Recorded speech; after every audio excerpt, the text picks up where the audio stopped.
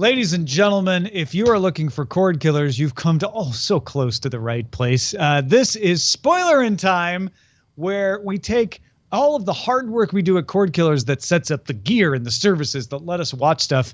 Then we actually watch stuff and talk about it here so that we can spoil the plot and have fun discussing it. I'm Tom Merritt. He's Brian Brushwood. Yeah, man, I like to think of this as our victory lap. This is our after party. This is like, payoff. We did it. Yes. We did it. We navigated the we're like minotaurs. The labyrinthian exactly. systems of over the air and streaming and Hulu's.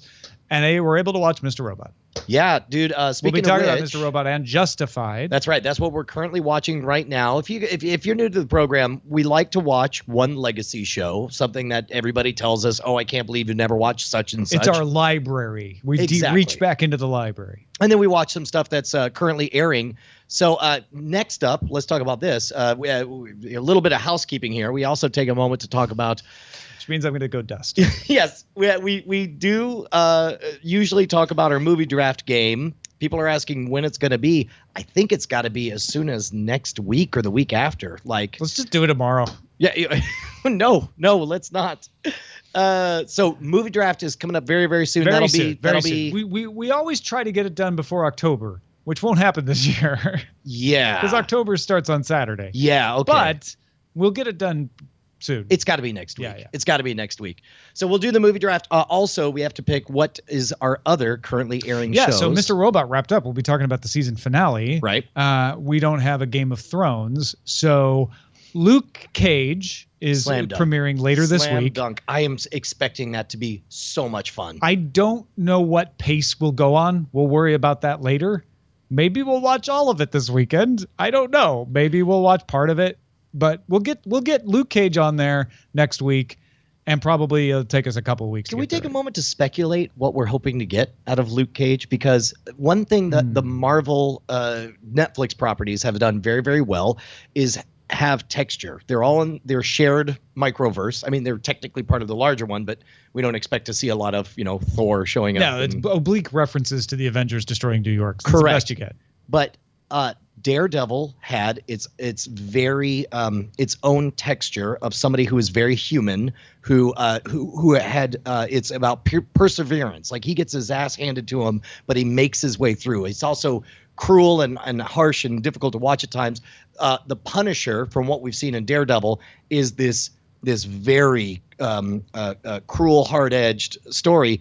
And then with Jessica Jones, we've got this very conflicted, deep character, somebody who essentially is a victim of deep abuse in the past and is overcoming it. Luke Cage, I feel like, from the scenes we've seen so far, where it just felt like just good old. I think Luke Cage is going to be a little bit fun and funny and over the top. I think it's going to be a little pro wrestling. I think it's just going to feel badass, and I think this will be the most joyful of the closest to joy that we get in this dark realm. Correct. Luke is not a happy man. We all know that already. He's got problems. Yeah. Sure. So it's not like, I don't think you're saying he'll suddenly have taken some Prozac and life is cheerful and rainbows, right? But it will be less about like you say, like Daredevil and Jessica Jones, they struggle with their powers. Right. Luke Cage doesn't struggle with his powers. He just doesn't want to use them. He's a badass, he's like, and he I just knows don't want to it. be bothered. Exactly. Like, oh, I know I can crush you. Yes. I don't really want to take the time to crush you because I got other things I want to do. Exactly. And I'm so anticipating it, especially for this world, because of course they all come together and it's the Defenders. Is that what it's going to be? When it all comes together, it's like Luke Cage. I want him to be that quiet, simmering power with the one-liners and the joy. It's the. Let me put it this way. He has a chance to, I don't know, we'll see, but he has a chance to kind of bring what Spider-Man brought to Civil War. I would like to see Luke Cage bring to Defenders. I know where you're going. I don't think it's quite the same on the surface, it's not the same at all, right? Because Spider-Man is young and he's an outsider. But there's a certain sort of counterpoint that Spider-Man brought. Exactly. And it won't be the same kind of counterpoint, but it will be a counterpoint. But if that scene, and if you haven't seen it, where it's just him ripping off that's the other thing, is we have an opportunity for really creative set pieces with Luke Cage when he rips off the door of that car and just walks in and just starts kicking all the ass and the rap music is blasting and stuff. Yeah. Like, I want that the entire time.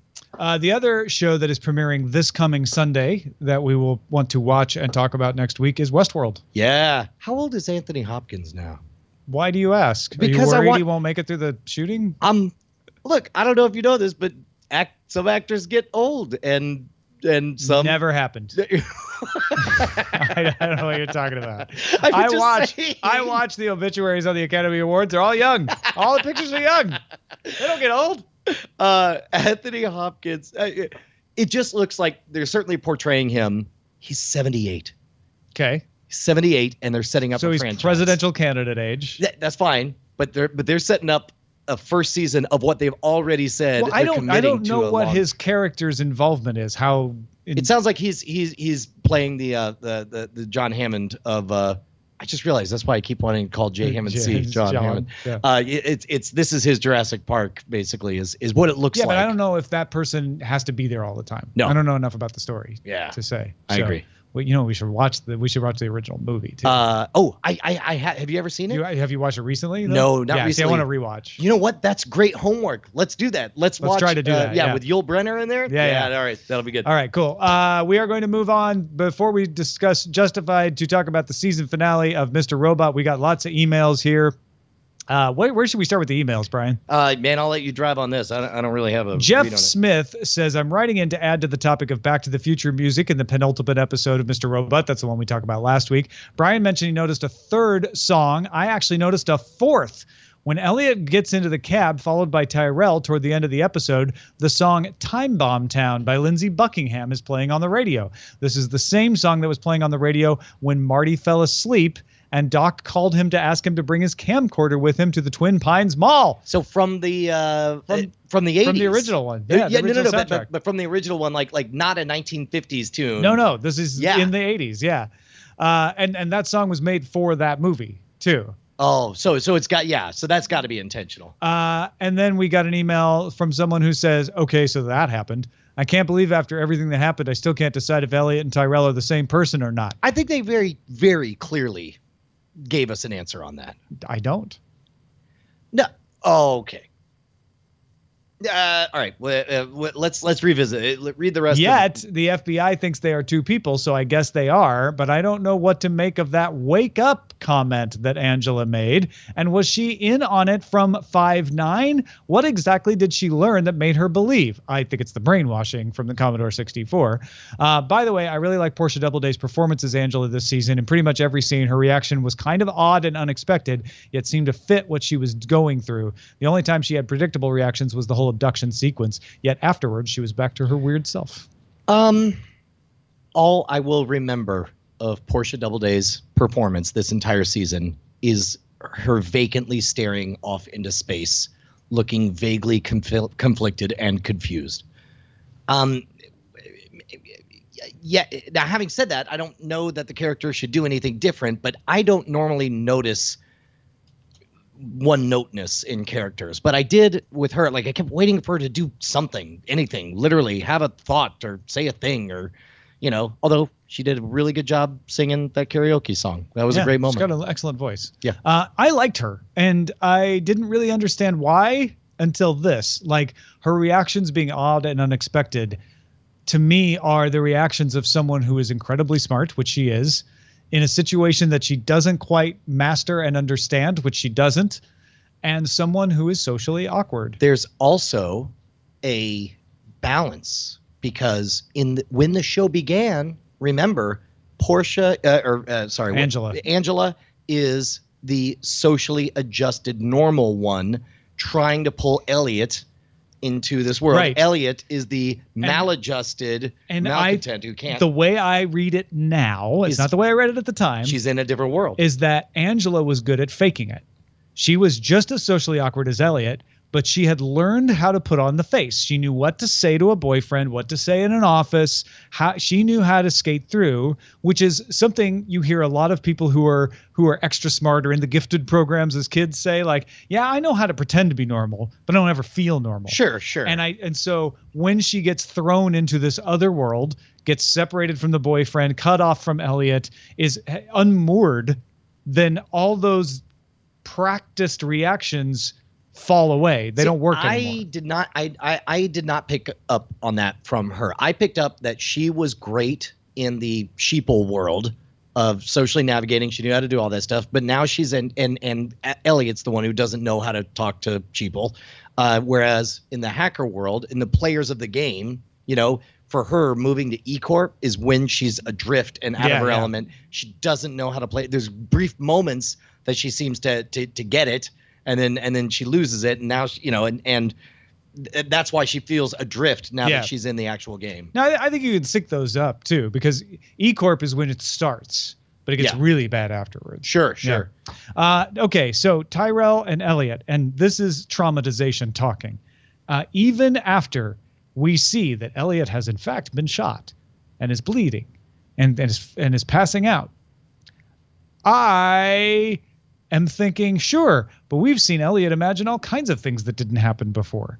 So this time when he gets shot, he imagines that he's bleeding and falls over and is dying. And are we sure with this unreliable narrator that he is in fact shot? Okay. A wise man once told me that he went back and rewatched the beginning of Mr. Robot and said, Tyrell cannot be Elliot. No, that was an idiot who told you that. Because it was me. I know.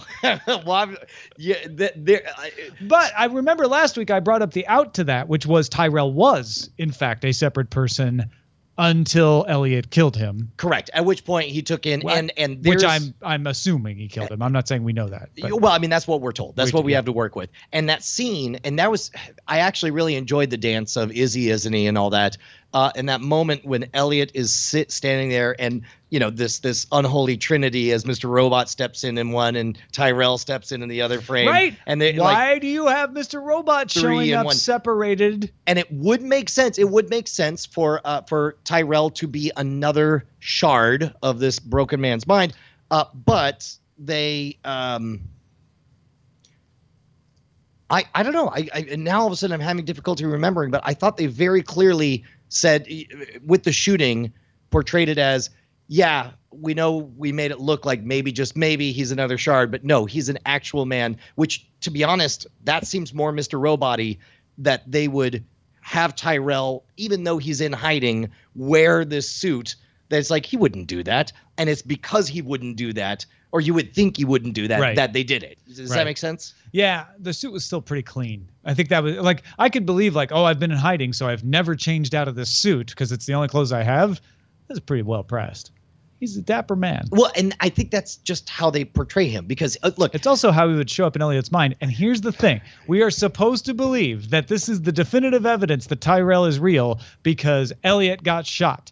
And I am just saying categorically, forget arguments about how it works.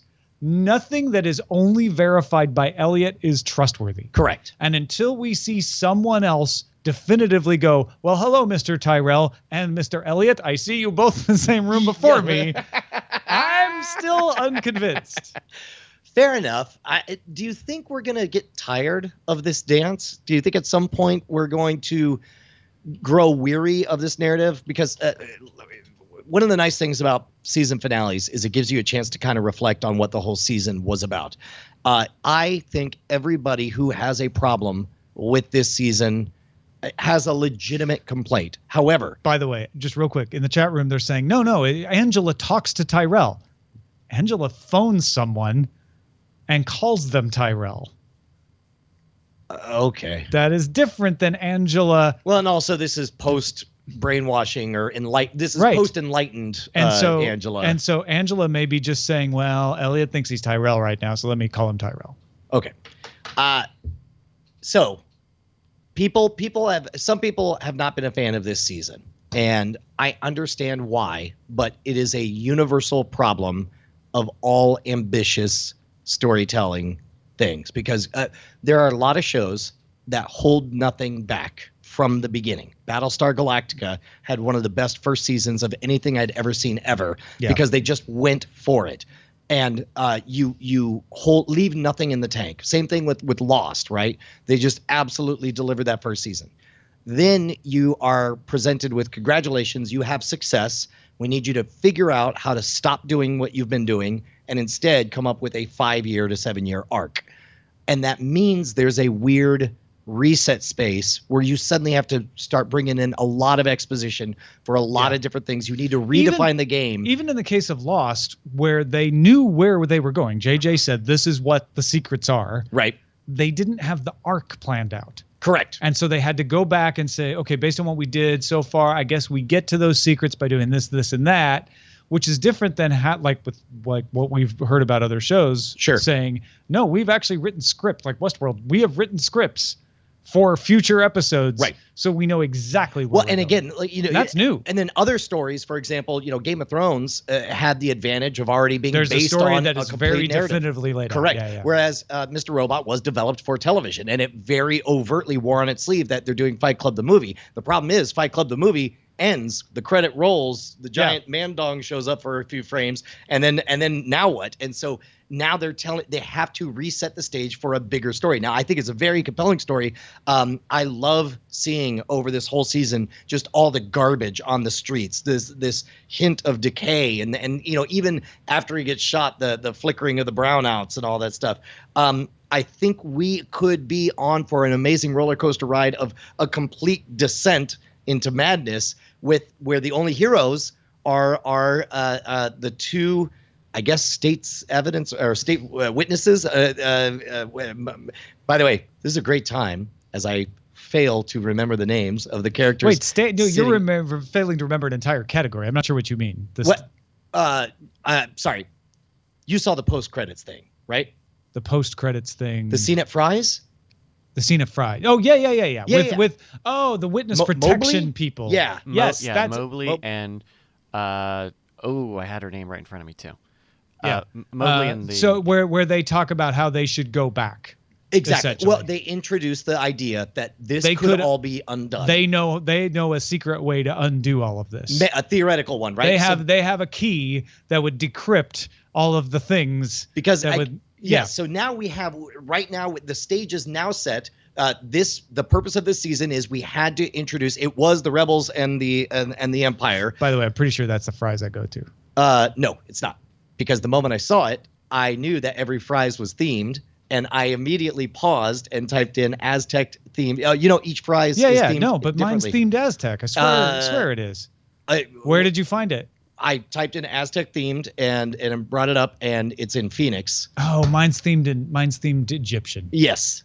And then the other one I think is like those are a UFO different, one. by the way, for anyone who doesn't realize. It's fine. Aztecs and Egyptians. Yeah, not the same. Ziggurats and pyramids. Although they were both landed by aliens. I believe. Yes, anyway, they both had ancient astronauts. Okay, no. But we've got Darlene. When you said state's evidence, I started thinking Darlene, because we've got Darlene under the thumb of the FBI. Right. We have the whiteboard with everyone listed out. Right. We've got the two witness protection people sometime in the future at Fry's in Phoenix. Right. Okay. So what I'm saying is you have the big struggle, which is F Society versus the FBI versus the Dark Army, and they're playing their own weird game of rock, paper, scissors, where each one is strong against a different foe. And we've seen different ones have different advantages at different times, right? And then separate from all of that is this little tendril introduced at the very end that maybe, just maybe, there's a reset button that could be hit. And that maybe as society, wouldn't it be great is if we just saw things get worse and worse and worse to where finally, we're seeing warriors-style tribalism in the streets of New York City as people compete for jerky, venison, or whatever. And then all of a sudden there's like, can't we just go back to commerce? That wasn't so bad, was it? Yeah. Okay. So that's the battle, and that. This is actually fairly typical. The third season often is the best season because you get your ground running. Right. So whereas the first season captures you, the second season often disappoints, sophomore slump. Right. And I think we are off to the races where I don't want to be worrying about who Elliot is anymore. Agreed. Well, and we've already seen the focus move away. Elliot is a sideshow at this point. I'm hoping that what we have is some definitive evidence in the first couple episodes of the next season that Tyrell and Elliot either are or are not the same person. Like, it could very easily be done for me in the first season when the EMT arrives, and picks up Elliot, and Tyrell's hiding in the corner, and then Angela meets with him later. Whatever, right? Right. There's so many easy ways to blow the rest of my doubt, because I don't even want to have that doubt anymore. I want to be like, all right, I know who Elliot is, and he is one player in this much larger pantheon, and that's what they've set up Angela to be. Right. Is she's now the sleeper agent. Her brain got hacked. Yeah, that stretched. They haven't done anything yet. The whole brainwashing angle is difficult for me to swallow if that's really what they're doing, but I have confidence that it's not that they brainwashed her, but they revealed some truth that instantly switched her allegiance. Yeah, and call it what you will. That right. I think they've persuaded her, whether it's showing her evidence or through some kind of very real, like, reprogramming, which happens in cults all the time. Yeah, they can. So, anyway, thumbs up for the season. I meant to read. There's some Gizmodo article where somebody really, really didn't like the finale of Mr. Robot, and I meant to read it and find out didn't get a what chance. their Because I don't know what. It's always interesting to see that, because everybody's, I try not to be a cultural relativist and say there are no good or bad. Right. But at the same time, everybody's bringing different experiences and has different perspectives, and what you may love, other people won't. So I'm always interested to see what those are. Yeah, agreed. Yeah. Agreed. All right. Before we get to Justified, we should read the email that you were alluding to. Yeah, Tim writes us saying, could you guys maybe please pull up IMDb when you're doing Spoilerin time, or something to have character names in front of you? A little bit of that is one thing. Occasionally it can be funny, but lately it's been out of control, on Mr. Robot especially. I'm thinking of the recent episode where you repeatedly referred to someone as Kmart Ben Bernanke or Discount Kmart something else, and not only does it really take you out of the moment, I still have no idea who you're actually referring to. There's several times that blah, blah, blah, blah, blah. Look, your point is taken, but if you are asking me to overcome a natural handicap that I have, well, I understand what Tim's challenging. saying. Is like, it is very easy for us to just have IMDb up, and then that natural handicap will be reduced because you'll see the names right in front of you and you can read them. Sure. And you don't have to flail around. Sure. However, sometimes, as I have tried to do that very thing, you Yep. can't find those names. Because you know Elliot, that's the one at the top, and then Darlene, and then Angela, and you're like, okay, I know all these. Where's Kmart Ben Bernanke? Well, and truthfully, he's not listed as Kmart Ben Bernanke. Instead, he's got a headshot from 1975 that doesn't look anything like him from Mr. Robot. So, that said, I also love the freedom of not having to know the names. Well, I will see my YouTube show, Pretend I'm Dumb About Star Wars. It's actually pretty great. For further. It's pretty great. Space Hitler taking on whoever. Yeah, guy in a cloak.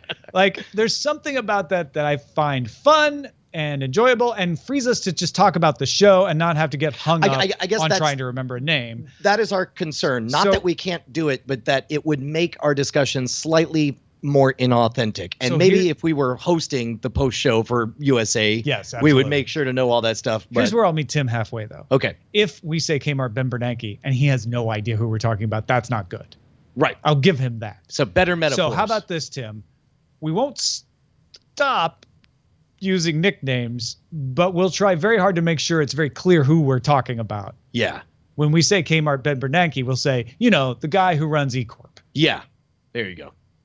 Yeah, that works. All right. Now let's talk about Justified, where Mustachio Guy takes on Blondie.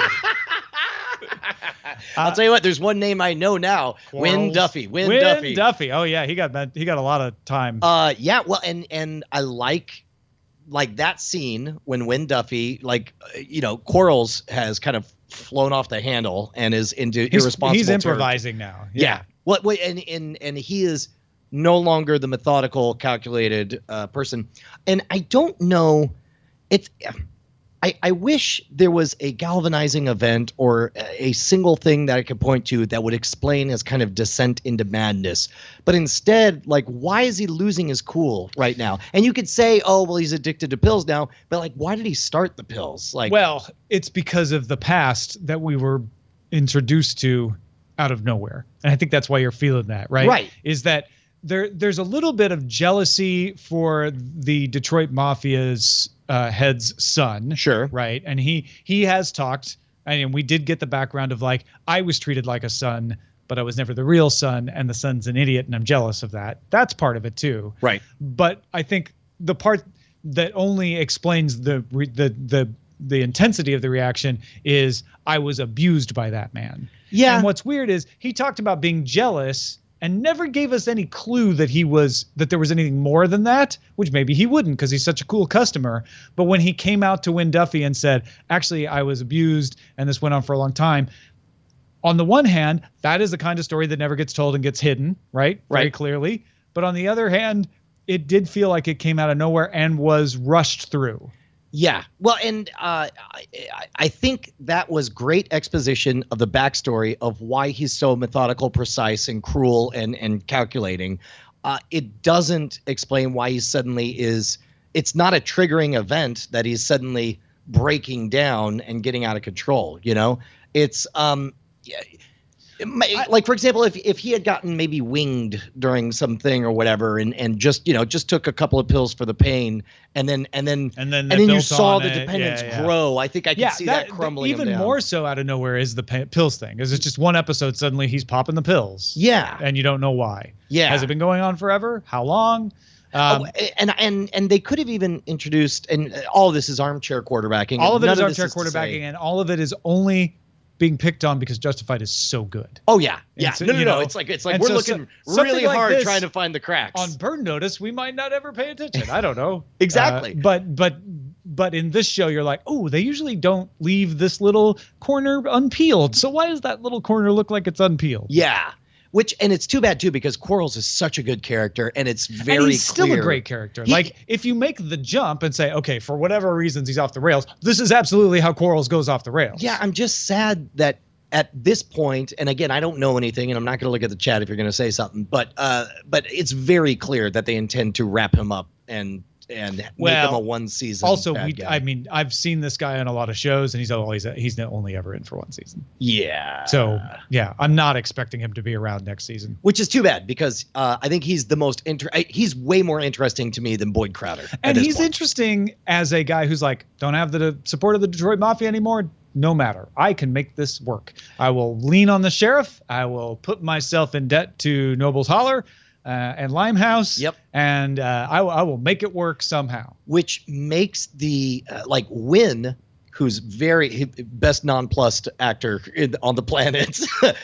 He's watching with confusion what's going on with Quarles, and the fact that he put himself out there saying like, "Hey man, Quarles isn't wrong. There's a good investment here. I just don't think Quarles is in in a place to do what you need done." I wouldn't go about it that way, but that's pretty good, Win Duffy. So. What did the other thing that bugged me? Bugged me is too strong. The other thing that stuck out to me a little bit is the very classic Detroit Mafia guy with the girl in a bikini. Oh, and sure. He's eating a steak or whatever. Super rich. Listen, you guys think you know everything. Do I need to come out there and do it for you? Like it was almost a paper cutout. Yeah.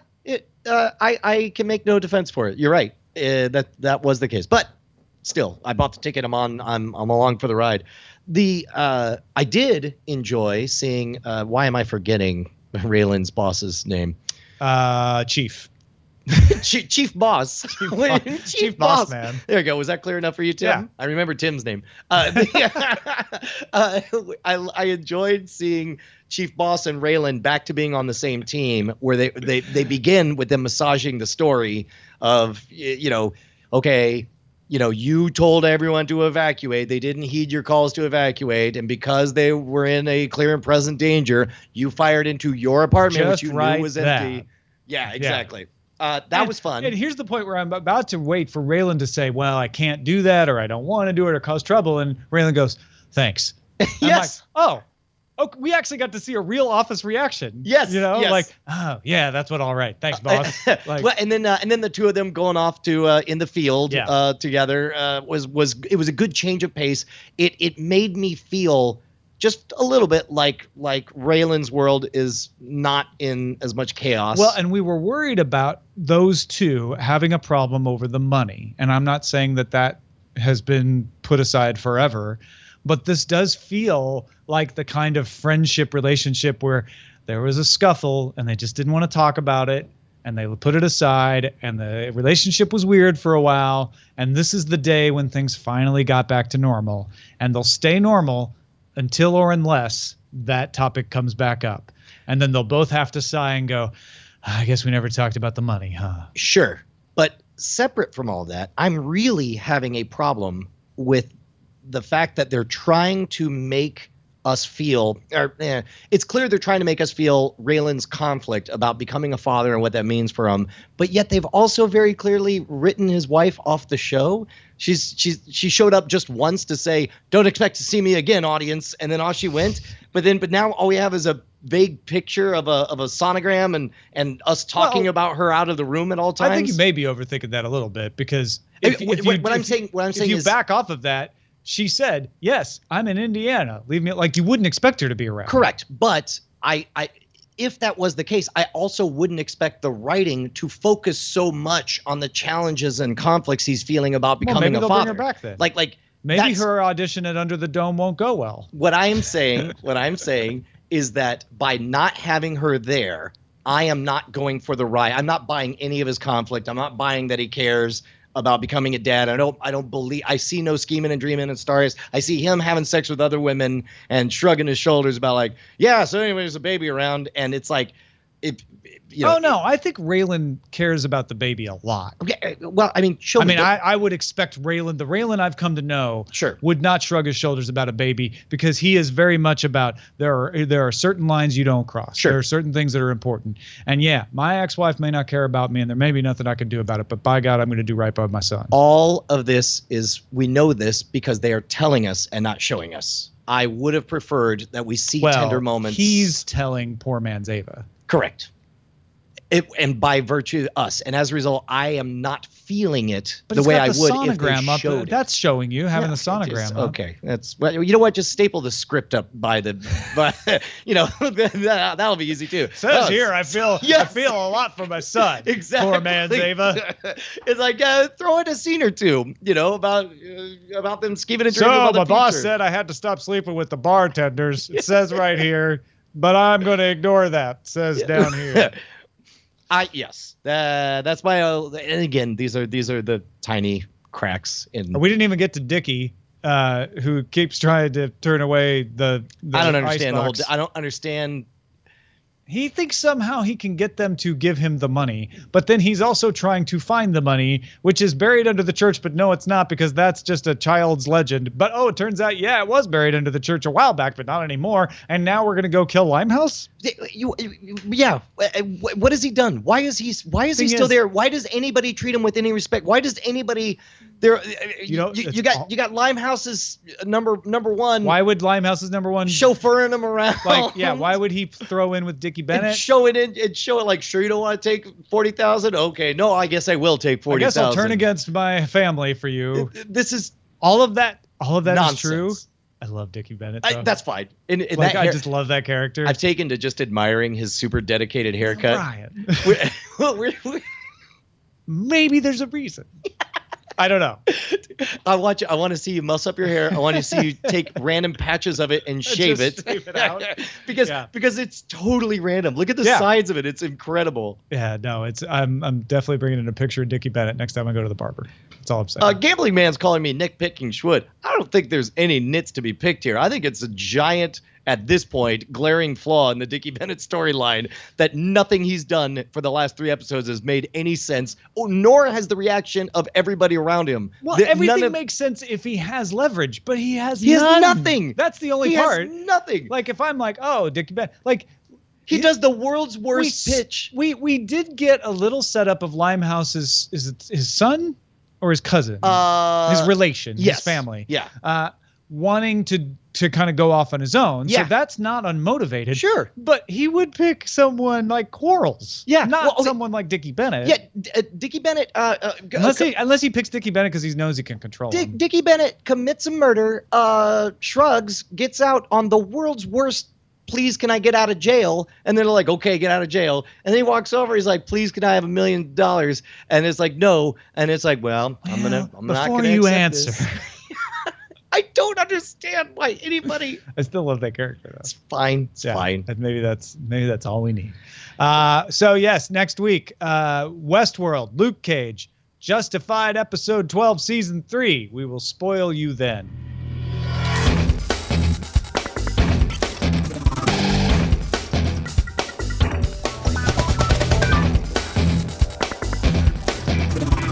Diamond Club hopes you have enjoyed this program.